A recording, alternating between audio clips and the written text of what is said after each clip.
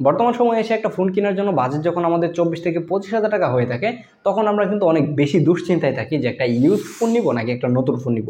বর্তমান সময়ে এই প্রাইস রেঞ্জে নতুন যে ফোনগুলো পাওয়া যায় সেই ফোনগুলো থেকে ভালো পারফরমেন্স পাওয়া যায় না, ক্যামেরাও ভালো না, ডিসপ্লেও ওই রকমভাবে ভালো বলা চলে না, শুধুমাত্র ব্যাটারি ব্যাকআপটা হয়তো ভালো পাবেন। কিন্তু আপনার যদি প্রায়োরিটি থাকে ক্যামেরা, ভালো ডিসপ্লে এবং পাশাপাশি একটু মোটামুটি ভালো পারফরমেন্স, তাহলে আমার মনে হয় যে আপনার ইউজড ফোন দেখা উচিত। এবং এই প্রাইস রেঞ্জে শুধুমাত্র আপনি পিক্সেল 6 ফোনটাই পাবেন।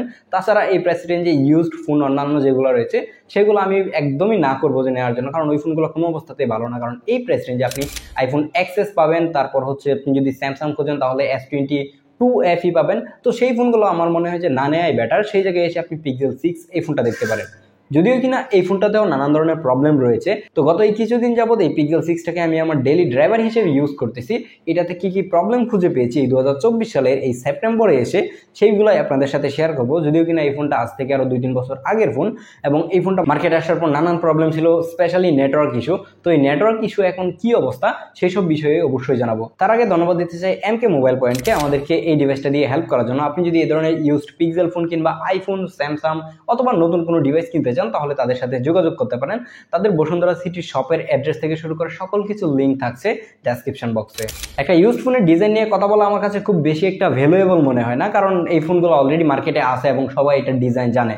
তারপরে একটু ছোট করে বলে নিতে হয়, কারণ হচ্ছে পিক্সেল 6 যে ফোনটা, মানে আমার হাতের এই ডিভাইসটা, এইটাই কিন্তু পিক্সেল 5 থেকে 6-এ এসে অনেক বড় একটা আপগ্রেড বলতে পারেন ডিজাইনে। এবং তারা এই ইউনিক সিগনেচার ডিজাইনটা করেছে, যেটা স্টিল নাও পিক্সেল 9 যে ফোনটা রিলিজ হয়েছে সেটা পর্যন্ত তারা এই ডিজাইনটাকে রেখেছে। হয়তো বা টুকটাক ক্যামেরাতে চেঞ্জ আসতেছে, বাট ডিজাইনটা কিন্তু আলটিমেটলি এরকমই হয়ে থাকে। তাছাড়া 25-26 হাজার টাকা দিয়ে একটা ফোন যখন আপনি কিনবেন, তখন সেই ফোনটা হাতে নিলে বুঝতে পারবেন যে এই ফোনটা থেকে লাখ টাকার একটা প্রিমিয়ামনেস আপনি পাবেন। হ্যাঁ, এই ফোনটার ব্যাক সাইড এবং ফ্রন্ট সাইড গ্লাস ইউজ করা হয়েছে, তার পাশাপাশি এর যে ফ্রেমটা রয়েছে সেটাও কিন্তু অ্যালুমিনিয়ামের ফ্রেম। এই পিক্সেল 6 এই ফোনটাতে ডিসপ্লে হিসেবে পাচ্ছেন 6.4 ইঞ্চির একটা অ্যামোলেড ডিসপ্লে, যেটাতে থাকছে 90 হার্জের হায়ার রিফ্রেশ রেট, তার পাশাপাশি HDR10+-এর সাপোর্ট পাচ্ছেন।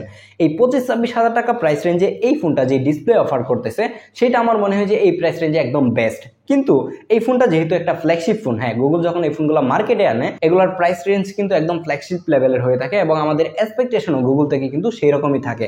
বাট ওই পরিমাণের ডিসপ্লে এটা ভালো না, এবং এই ফোনটা যখন মার্কেটে আসে তখন এটা ডিসপ্লে রিলেটেড নানান প্রবলেম ছিল, গ্রিন লাইন পড়ে যাচ্ছিল, এটা তো একদম নর্মাল একটা বিষয়। তার পাশাপাশি এটাতে ডেড পিক্সেল হচ্ছিল। অনেকেই হয়তো বা ডেড পিক্সেল কি বুঝবেন না। ডেড পিক্সেল হচ্ছে যে এই ডিসপ্লেগুলো যেহেতু অ্যামোলেড, এটার ভিতরে এক একটা ইন্ডিভিজুয়াল লাইট থাকে, কিছু পরিমাণের লাইট, তো এই লাইটগুলো নষ্ট হয়ে যাচ্ছিল এবং ওই স্পেসিফিক জায়গাটা কিন্তু ব্ল্যাক হয়ে যাচ্ছিল। তো এইটার মধ্যে যে প্রবলেমগুলো খুঁজে পেয়েছিল সেটা হচ্ছে যে এর যে পাঞ্চ হোলটা রয়েছে, এর পাঞ্চ হোলের আশেপাশে আরেকটা পাঞ্চ হোল দেখা যাচ্ছিল, ওইটা আবার ক্যামেরা বের হয়ে নাই, মানে ওই জায়গার ডিসপ্লেটুকু চলে গেছে, কিংবা অন্যান্য জায়গা থেকে এরকম ডিসপ্লের যেই ডেড পিক্সেলগুলো সেগুলো বের হয়ে আসতেছিল। এই ধরনের কিছু প্রবলেম কিন্তু এই ডিসপ্লেটাতে নতুন অবস্থায় মানুষজন ফেস করে। কিন্তু এই সময়ে এসে এই ধরনের কোনো প্রবলেম খুঁজে পাই না এবং ডিসপ্লে চলে যাচ্ছে এরকম কোনো কিছু কিন্তু এখন পর্যন্ত দেখি নাই। তো সেই জায়গায় এই ফোনের ডিসপ্লেটা নিয়ে আপনি নিশ্চিত থাকতে পারেন। এই পিক্সেল 6টা যখন মার্কেটে আসে তখন সব থেকে বেশি সমালোচনা হয় এটার এসওসি নিয়ে।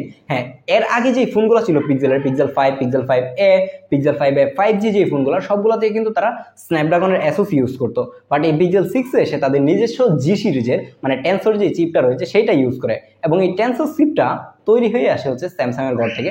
সেই কাহিনীতে এখন না যায়, তো এইটাতে ইউজ করা হয়েছিল টেনসর G1 যে ফার্স্ট জেনারেশনের চিপটা সেটা, এবং এইটাতে নানান ধরনের প্রবলেম ছিল। এটাতে অনেক বেশি বাকবাল্লুক ছিল, যেহেতু একটা নতুন এসওসি বাকবাল্লুক থাকবে এটাই স্বাভাবিক। তার পাশাপাশি এটার পারফরমেন্সও কিন্তু এত বেশি আহামরি ভালো হচ্ছিল না, পারফরমেন্সও খারাপ দিচ্ছিল, এবং পারফরমেন্স খুব বেশি সময় ধরে রাখতে পারতেছে না, এই ধরনের অনেক প্রবলেম হচ্ছিল। তাছাড়া এটা যে আইএসপি রয়েছে সেটাও এতটা ভালো না, যার কারণে একটা পিক্সেল ডিভাইস থেকে আমরা যেরকম ছবি আশা করি কিংবা ভিডিও আশা করি সেই রকম কিছু একটা পাচ্ছিলাম না।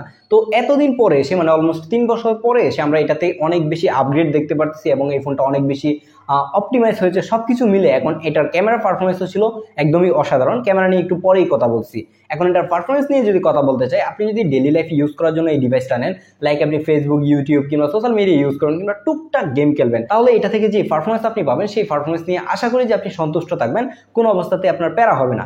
কিন্তু যদি আপনি স্পেসিফিকলি একটা গেমিং ডিভাইসের জন্য নিতে চান, মানে আপনি এই ডিভাইসটা দিয়ে গেমিং করবেন তাহলে আমি বলবো যে এই পিক্সেলের এই ডিভাইসটা না নেন, কারণ এটা দিয়ে আপনি খুব লং টাইম গেমিং করতে পারবেন না, পারফরমেন্স খুব দ্রুতই ড্রপ করে এবং আহামরি পারফরমেন্স আপনাকে খুব বেশি একটা ভালো দিবে না, এটাই স্বাভাবিক। তো সেই জায়গায় আমি বলবো যে যদি কোনো পারফরমেন্স সেন্ট্রিক ফোন খুঁজতে চান তাহলে এই ফোনটা আপনার না নেওয়াই ভালো। এই পিক্সেল ফোনগুলো মানুষজন নেওয়ার অন্যতম রিজন হচ্ছে এই পিক্সেলের ক্যামেরা। এই ক্যামেরাটাকে এই 25 থেকে 26,000 টাকা প্রাইস রেঞ্জে one of the best camera বলতেই পারি অনায়াসে। কারণ এই ফোন দিয়ে যদি আপনি ছবি তোলেন তাহলে আশা করি যে প্রত্যেকটা ছবি আপনার কাছে অনেক বেশি ভালো লাগবে। কিন্তু আপনি যদি ন্যাচারাল ছবি পছন্দ না করেন তাহলে হয়তোবা ইনিশিয়ালি আপনার কাছে এগুলো ভালো নাও লাগতে পারে, বাট যদি আপনি এটাকে একটু কাস্টমাইজ করে নেন তাহলে আপনি বুঝতে পারবেন যে পিক্সেলের আউটপুট কতটুকু বেটার। এই পিক্সেল 6 এ মেইন লেন্স হিসেবে থাকছে 50 মেগাপিক্সেলের একটা ক্যামেরা, যেটার অ্যাপারচার f1.9 এবং এটা 25 মিলিমিটারের একটা লেন্স। এর মেইন লেন্স দিয়ে তোলা প্রত্যেকটা ছবি আমার কাছে খুবই অসাধারণ লেগেছে। কালার থেকে শুরু করে ডিটেল অনেক বেশি সুন্দরভাবে রাখতে পারে এবং লো লাইটের পারফরমেন্সও অনেক বেশি ভালো ছিল। এর মেইন লেন্সটাকে 2x ডিজিটালি জুম করে আপনি ছবি তুলতে পারবেন, কিন্তু এর মেইন লেন্সটা যেহেতু 50 মেগাপিক্সেল তার মানে এটাতে আপনি 50 মেগাপিক্সেলের ছবি তুলতে পারবেন, বিষয়টা কিন্তু একদমই এরকম না। এই ফোনের ক্যামেরার অপশনে গিয়ে আপনি 50 মেগাপিক্সেলের কোনো অপশনই খুঁজে পাবেন না, এটা কিন্তু বাই ডিফল্ট 12 মেগাপিক্সেলের ছবি তোলে, এই বিষয়টা আপনাকে মাথায় রাখতে হবে। আর এতে আলট্রাওয়াইড লেন্স হিসেবে থাকছে একটা 12 মেগাপিক্সেলের ক্যামেরা, যেটার অ্যাপারচার f1.2 এবং এইটা 17 মিলিমিটারের একটা লেন্স। নর্মালি আমরা আলট্রাওয়াইড লেন্সগুলো দেখে থাকি হচ্ছে 30 মিলিমিটার, যেটা অনেক বেশি আলট্রাওয়াইড একটা ভিউ দেয়, বাট এই ফোনে যে আলট্রাওয়াইড লেন্সটা রয়েছে সেটা হচ্ছে 0.7, মানে আপনি যদি ক্যামেরাতে যান তাহলে 0.7 দেখতে পাবেন এবং এটা দিয়ে খুব বেশি ওয়াইড ভিউ এর ছবি আপনি তুলতে পারবেন না। এটা মানে কাইন্ড অফ মেইন লেন্সের মতোই লাগে আমার কাছে। মেইন লেন্স থেকে যে ডিফারেন্সটা সেটা আহামরি বেশি না। অনেক সময় যদি আপনি সাইড বাই সাইড একদম ভালো করে না দেখেন তখন আপনি ফিলই করতে পারবেন না যে একটা আলট্রাওয়াইড দিয়ে ছবি তুললেন নাকি মেইন লেন্স দিয়ে ছবি তুললেন। তারপরেও একটা আলট্রাওয়াইড লেন্স এটাতে আছে, এটাই অনেক বেশি। তাছাড়া এতে যে ডিজিটালি 2x জুম হয় সেটা দিয়ে তোলা পোর্ট্রেটগুলো দেখতে কিন্তু অনেক সুন্দর ছিল, মোটামুটি ভালোই ডিটেল রাখতে পারছিল।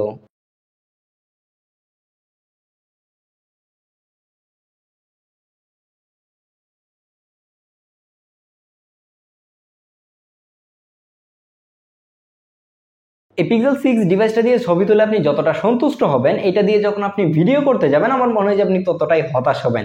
এটার ভিডিও কোয়ালিটি আহামরি ভালো ছিল না। আমি ভিডিও কিছু স্যাম্পল দিয়ে দিই, তাহলে আশা করি আপনি বুঝতে পারবেন যে পিক্সেল 6 এর ভিডিও কীরকম হয়। এটা দিয়ে ভিডিও করতে গিয়ে আমি নানান ধরনের প্রবলেম ফেস করি। এর মধ্যে অন্যতম প্রবলেম হচ্ছে যে এটার ফোকাস ঠিকঠাক করতে পারে না। আমি যখন এই ভিডিওটা আপনি জাস্ট দেখেন তাহলে বুঝতে পারবেন। এটা দিয়ে আমি যেই ফোনটার ভিডিও করতে যাই কিংবা ক্লোজ কোনো কিছুর ভিডিও করতে যাই ওইটার ফোকাস ছেড়ে দিচ্ছিল। ফোকাস যদি আমি লক করে ভিডিও করি তারপরেও কেন জানি ফোকাস ছেড়ে দিচ্ছিল। এই ধরনের নানান প্রবলেম আমি ফেস করি জাস্ট ফোকাসিং রিলেটেড। তাছাড়া হচ্ছে যে এটার ডিটেলও এত বেশি রাখতে পারতেছিল না ভিডিওতে। এর যে ফ্রন্ট ক্যামেরা রয়েছে আর ফ্রন্ট ক্যামেরা দিয়ে ভিডিও করলে আপনি সর্বোচ্চ 1080p ভিডিও রেকর্ড করতে পারবেন, এই ধরনের অনেক লিমিটেশন রয়েছে। তো ভিডিওর ক্ষেত্রে পিক্সেল 6 আপনাকে খুব একটা ভালো সাপোর্ট দিবে না। আর এটা হচ্ছে এর আলট্রাওয়াইডের ভিডিও, এবং আলট্রাওয়াইডের ভিডিও পিক্সেল ফোনগুলোতে খুব বেশি একটা ভালো হয় না। এখন যে রিসেন্ট ফোনগুলো রয়েছে সেইগুলোতে হয়তো একটু ভালো হলে হতেও পারে, বাট এটা দিয়ে আপনি যদি আলট্রাওয়াইড দিয়ে ভিডিও রেকর্ড করতে চান তখন কিন্তু আপনি 4K 30 fps সর্বোচ্চ ভিডিও রেকর্ড করতে পারবেন। আর এটা হচ্ছে এর মেন লেন্সের ভিডিও। এর মেন লেন্স দিয়ে আপনি সর্বোচ্চ 4K 60 fps ভিডিও রেকর্ড করতে পারবেন, এবং এই 60 fps রেকর্ড করা অবস্থায় কিন্তু একটা 2x ডিজিটালি জুম করার একটা অপশন রয়েছে। আমি যদি আপনাদেরকে একটু জুম করে দেখাই, এই যে দেখতে পাচ্ছেন যে চাইলে কিন্তু আপনি স্মুথলি কিন্তু 2x একটা জুম করতে পারবেন, যেটা কিন্তু ডিজিটালি জুম হচ্ছে। আর কতটুকু স্টেবিলাইজেশন ভালো কাজ করতেছে সেটাও আই থিঙ্ক আপনি বুঝতে পারতেছেন।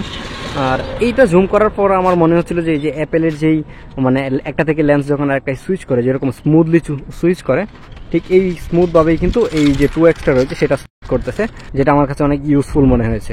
আর এর ফ্রন্ট সাইডে সেলফি ক্যামেরা হিসেবে থাকছে 8 মেগাপিক্সেলের একটা ক্যামেরা, যেটাও ভালো আউটপুট দিচ্ছিল। যদিও কিনা এই গুগলের ফোনগুলোতে ক্যামেরাতে আসলে কোন ধরনের হার্ডওয়্যার ইউজ করা হয়েছে সেইটা থেকে বড় বিষয় হচ্ছে গুগলের যে জিক্যাম সফটওয়্যারটা রয়েছে সেইটার খেলাটাই বেশি দেখায়। দেখা যায় যে পিক্সেল 6 যে ফোনটা রয়েছে সেই ফোনের মধ্যে মেইন লেন্স হিসেবে যেই সেন্সর ইউজ করা হয়েছিল গুগলের পিক্সেল 2 মানে 4-5 বছর আগের যে সেন্সর, সেই সেন্সরটা ইউজ করে গুগল পিক্সেল 6a, আমি এই ডিভাইসটার কথা বলতেছি না, গুগল পিক্সেল 6a যে ফোনটা সেই ফোনটার মধ্যে সেম সেন্সর ইউজ করে, এবং তারা সফটওয়্যার দিয়ে কতটুকু গেম চেঞ্জ করতে পারে সেটা হয়তো আপনারা সবাই জানেন। গুগল পিক্সেল 6a নিয়ে আমার চ্যানেলে একটা ভিডিও আছে, আমি আই কার্ডে দিয়ে রাখবো, চাইলে আপনি দেখে আসতে পারেন। এখন কথা বলা যাক এই ফোনটার মোস্ট পপুলার প্রবলেম নিয়ে, সেটা হচ্ছে এই ডিভাইসটার নেটওয়ার্ক ইস্যু। এই ডিভাইসটা মানে আমার হাতে যে ইউনিটটা রয়েছে এই ইউনিটটাকে আমি ইউজ করে যেটা বুঝলাম নেটওয়ার্ক রিলেটেড এত বেশি প্রবলেম আমি পাই না। হ্যাঁ, টুকটাক ইস্যু পেয়েছি, যেরকম যদি রুমের দরজা জানালা একদম সবকিছু লাগিয়ে দেওয়া যায় তখন দেখা যায় যে নেটওয়ার্ক মানে 50% কমে যাচ্ছে, মানে এই জায়গায় দাগ কমে যাচ্ছে এরকম। তো এই ডিভাইসগুলো হয়েছে কি যে অনেকের কাছে দেখা যায় যে নেটওয়ার্কের প্রবলেম হচ্ছে, অনেক ডিভাইসে হচ্ছে না। তো আপনি যদি এই ডিভাইসটা নেন তাহলে আপনি অবশ্যই যেই দোকান থেকে নেন না কেন একটু কনফার্ম হয়ে নেবেন, যদি আপনার ডিভাইসের নেটওয়ার্কের অনেক বেশি প্রবলেম হয় তাহলে তারা এই ডিভাইসটাকে রিপ্লেস করে দিবে কিনা। কোনো অবস্থাতেই রিপেয়ার করে দেওয়া কথা যদি বলে তাহলে আপনি এই দোকান থেকে ডিভাইস না নেওয়ার চিন্তা করেন, কারণ এই ডিভাইসটা রিপেয়ার করে দিলে আপনার নেটওয়ার্ক ইস্যু ফিক্সড হবে না, আপনাকে ডিভাইসটাই টোটালি চেঞ্জ করে দেওয়া লাগবে। তো সেই জায়গায় আপনি এই বিষয়টা একটু কনফার্ম হয়ে নেবেন যে কোনো দোকান থেকে নেন যে আপনার ডিভাইসটা যদি নেটওয়ার্ক ইস্যু হয় তাহলে এটাকে চেঞ্জ করে দিবে কিনা। এই 3 বছর পুরাতন একটা ডিভাইস যখন আমরা কিনতে যাই তখন চিন্তা করি যে এটার ব্যাটারি ব্যাকআপ বাজে হবে, কিন্তু এই পিক্সেল 6 ডিভাইসটা ইউজ করে আমার এই ধারণাটা একটু চেঞ্জ হয়ে গেছে, কারণ এটার ব্যাটারি ব্যাকআপ আমি মোটামুটি একদিন খুব ভালোভাবেই পার করতে পারতেছিলাম। আপনি যদি এই ডিভাইসটা ইউজ করেন প্রাইমারি ডিভাইস হিসেবেও, তারপরেও আশা করি যে এই ডিভাইস দিয়ে আপনার একদিন অনায়াসে চলে যাবে। এই ফোনটাতে ব্যাটারি হিসেবে ইউজ করা হয়েছে 4614 mAh এর ব্যাটারি, যেই ব্যাটারি দিয়ে আপনাকে অনায়াসে একদিন পার করে দিবে। এখন কথা হচ্ছে যে যেহেতু এটা একটা ইউজড ডিভাইস, মানে আমার হাতে যে ইউনিটটা রয়েছে এটার ব্যাটারি ব্যাকআপ আমি ভালো পাচ্ছি, কিন্তু আপনি যে একটা পুরাতন ডিভাইস কেনার পরে ওইটার ব্যাটারি ব্যাকআপ আপনি ভালো পাবেন বিষয়টা কিন্তু একদমই এরকম না। তখন ডিপেন্ড করবে যে আপনার ফোনের কন্ডিশন কতটুকু ভালো, কিংবা আপনি কতটুকু ভালোভাবে চেক করে দেখে একটা ফোন কিনতে পারছেন। একটা ইউজড ফোন কিভাবে কিনতে হয় সেটা নিয়ে খুব শীঘ্রই একটা ভিডিও আসবে যে আপনি কি কি দেখে একটা ইউজড ফোন কিনবেন। দেখতে দেখতে কিন্তু ভিডিওর অলমোস্ট শেষ পর্যায়ে আমরা চলে আসছি। তো এখন কথা হচ্ছে যে আপনারা এই পিক্সেল 6টা এই 23-24 হাজার কিংবা 25,000 টাকা প্রাইস রেঞ্জে নেবেন কিনা। এই ডিভাইসটা কিন্তু কিছু কিছু ক্ষেত্রে দেখা যায় যে 22,000 টাকার নিচেও পাওয়া যাচ্ছে। তো ডিপেন্ড করবে যে আপনি কোথা থেকে নিচ্ছেন কিংবা আপনি কতটুকু দেখে শুনে বুঝে নিচ্ছেন। তো এটা ডিপেন্ড করে টোটালি আপনার উপরে। এই প্রাইস রেঞ্জে যেই ডিভাইসগুলো এখন পাওয়া যাচ্ছে এইগুলা থেকে আমার মনে হয় যে বেস্ট ডিভাইস এই পিক্সেল 6ই। ক্যামেরা বলেন, পারফরমেন্স বলেন, ডিসপ্লে বলেন, ওভারঅল সব কিছু মিলিয়ে পিক্সেল 6ই এই প্রাইস রেঞ্জে রয়েছে। তো আপনার যদি মনে হয় যে এই ডিভাইসটা আপনি নেবেন তাহলে নিতে পারেন। এই যে নেটওয়ার্ক ইস্যু এটা আপনাকে মাথায় রাখতে হবে। তাছাড়া ডিসপ্লেতে যেই ডেড পিক্সেলগুলো হয়, আপনার হয়তো বা যদি ব্যাড লাক হয় তাহলে ডেড পিক্সেল আপনি পাইলে পাইতেও পারেন। তো এই বিষয়গুলো আপনি যদি মাথায় রাখেন তাহলে আমার মনে হয় যে আপনার মানে এই ডিভাইস নিতে আর কোনো মানে চিন্তা না করে এই ডিভাইসটা নিতে পারেন। আমার মনে হয় যে এই ডিভাইস যদি এই প্রাইস রেঞ্জে আপনি নেন আপনি ঠকবেন না। দেখা হচ্ছে পরবর্তী ভিডিওতে, সেই পর্যন্ত ভালো থাকবেন, সুস্থ থাকবেন, আল্লাহ হাফেজ।